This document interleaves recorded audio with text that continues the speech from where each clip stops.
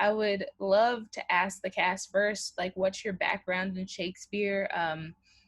And like maybe how entering this work was a little bit different. Like when we learn Shakespeare in school, I know we go through the whole scansion process and you learn about iambic pentameter and all of these other structural things. So how was it different approaching this work? Were there similarities between hip hop and Shakespeare? And then like what was the most rewarding and challenging part of it for you all? Does anybody want to go first? Y'all want to popcorn it? Would that be helpful? I think Josh Horton has the earliest experience with the Shakespeare stuff. Make... I'm gonna pick you out, man. Let's get it. Is that what we doing, man? That's what I'm doing now, Julian. boy. Man, it is good to be in this room right now. To see Bissell and Cameron and the whole community here is beautiful. And thank you, Megan, for inviting me and having me here today, and Amara for facilitating this conversation.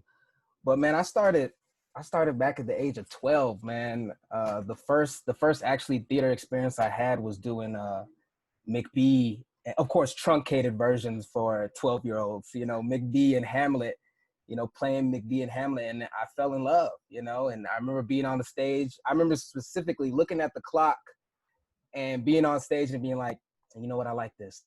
You know, I think this is what I'm gonna do. So I started in Shakespeare and found a love for classical work. And then I got the opportunity at NMSU to play Orsino in Twelfth Night, which only fed my Shakespeare. And then some random dude hit me up about some Shakespearean rap musical called The Bomedy of Errors.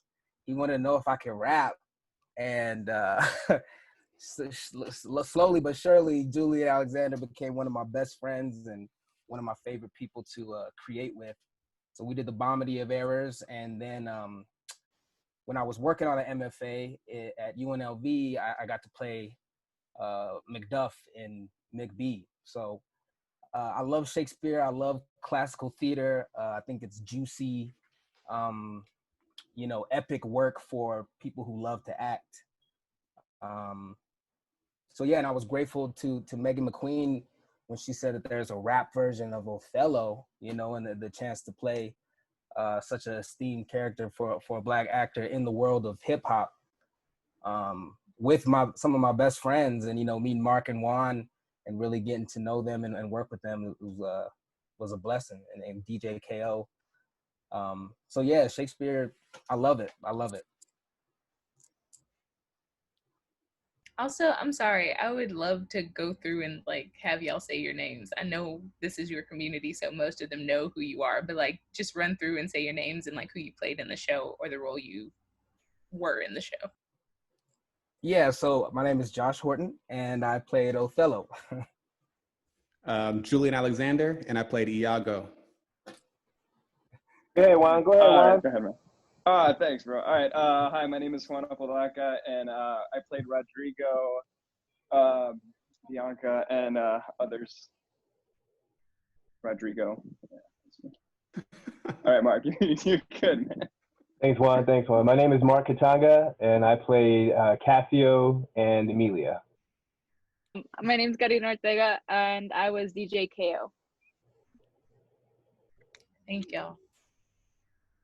Well, Julian, since you put Josh on the spot, how'd you get into Shakespeare? Where true that. Well, my introduction was a bit late. My first show was like in 2013. I did Midsummer Night's Dream, and I played Demetrius.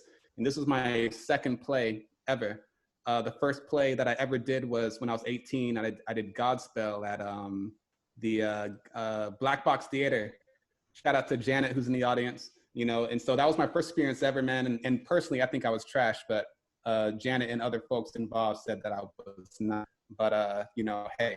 So, but my second show ever was a Shakespeare show, and it was super cool. They had like all this like aerial dancing going on, fabric dancers climbing up and down. So it was a wild kind of introduction to it. But still, you know, I had no idea what I was saying throughout that whole play. I was just like, I'm on stage, like saying words with zero connection.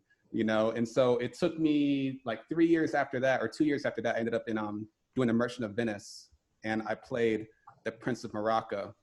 The main reason why I said yes to it is I wanted to act across from the actor who played Shylock, And so I was like, yeah, I'll do the show. And then I realized I didn't have a single scene with him, and I was really sad.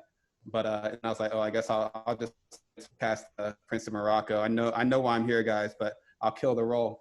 That was actually my first time, though, recognizing how to actually do like the scansion stuff and how to actually like be comfortable with the words. And because like the role was fairly short or small and minimal, I could really focus just on that.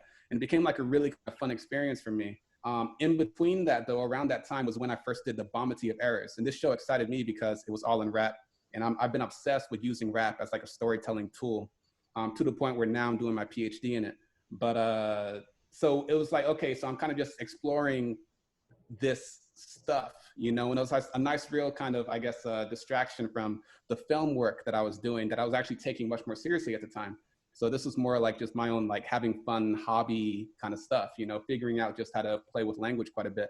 And then, yeah, kind of, I started doing films where I was trying to use kind of language really rhymey. And so I started to refer to Shakespeare quite a bit because that's what he was up to. So I was never really like studying the way Shakespeare, like his plays from like a thematic standpoint. It was more just like the way he was able to make words work.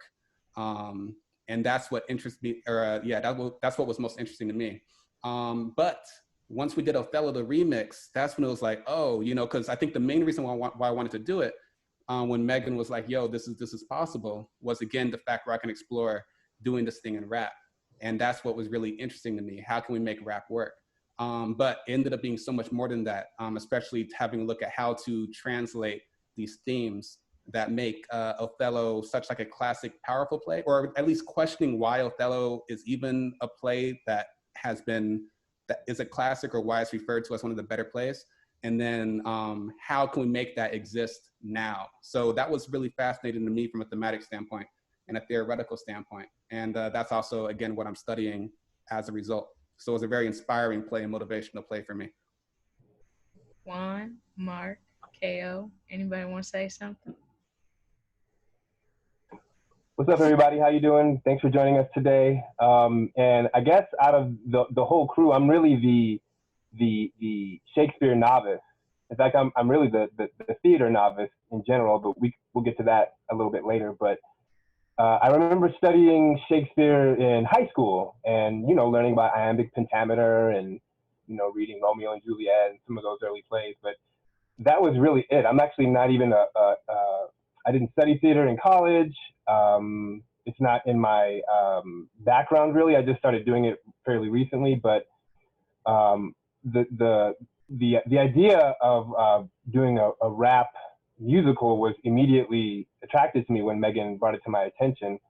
I was actually doing a little bit of with Megan. We were doing some small little Hamilton songs around town for various groups and for various organizations and events, just doing a song here or there. And so that kind of got my feet wet in terms of, you know, doing rap on stage in a theatrical way.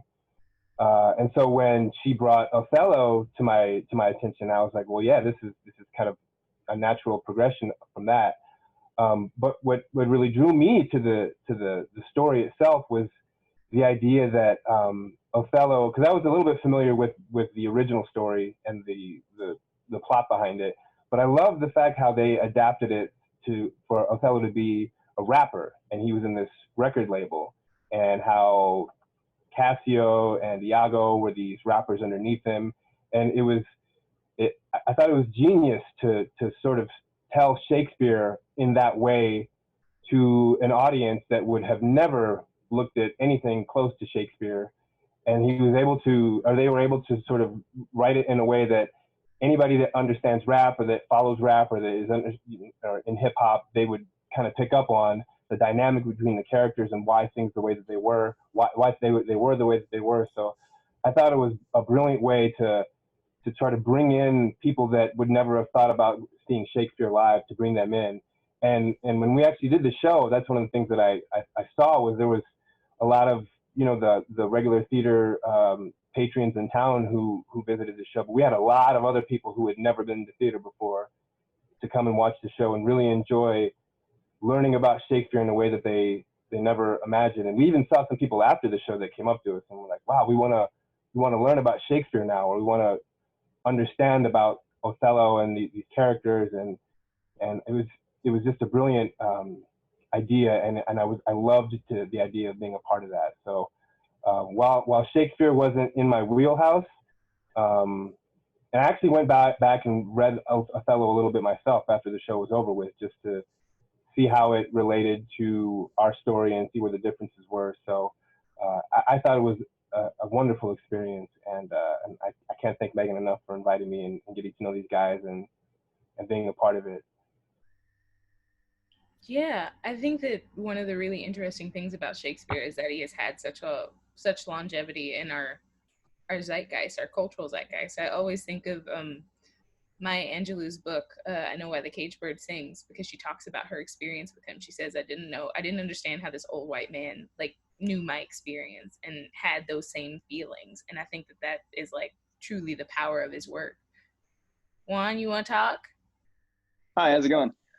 So yeah, just a little bit of a background on me as far as like Shakespeare. I mean, in high school, we all did the same thing. You know, we read over the Shakespeare plays and, you know, learned about that stuff in high school. But as far as performing in Shakespeare and being classically trained, I had never really gone into that realm. It was more of just doing, I guess, more contemporary things. So when, you know, it was brought up that we were going to start doing Othello, it was like, oh man, I got to start doing, you know, some little bit of research on Shakespeare and what that's about. And I think the big thing was that, I mean, it isn't in the same language. I mean, it's all rap and it's all things that we can relate to, and it's what's going on right now. I mean, it's the current norm. I mean, Othello was super easy to grasp in that way. It was, I mean, whenever I've like read Shakespeare shows and stuff like that, a lot of the language, you know, went way over my head. Just because, I mean, it's difficult, man. So for McQueen to bring in the show that was, you know, something that was like new, and I mean, yeah, the whole Hamilton thing came after, but you know, Othello was like Bomedy, you know, those are the OGs.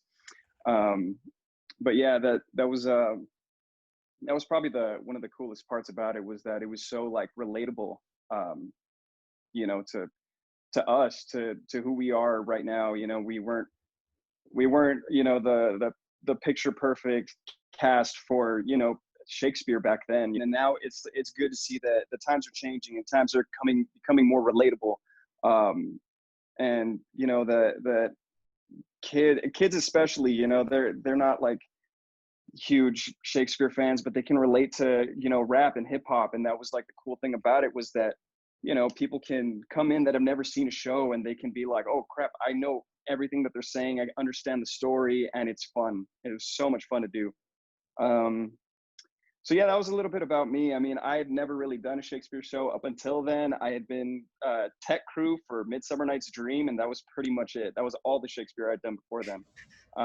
So yeah, this was a nice segue into Shakespeare, you know. So cool. KO, is this like your first time DJing a theater experience, or like is this what you usually do? So I don't act. That's not my realm or forte.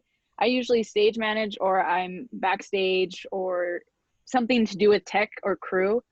So essentially, yes, this is my first time being like a physical storyteller, but not actually on the stage.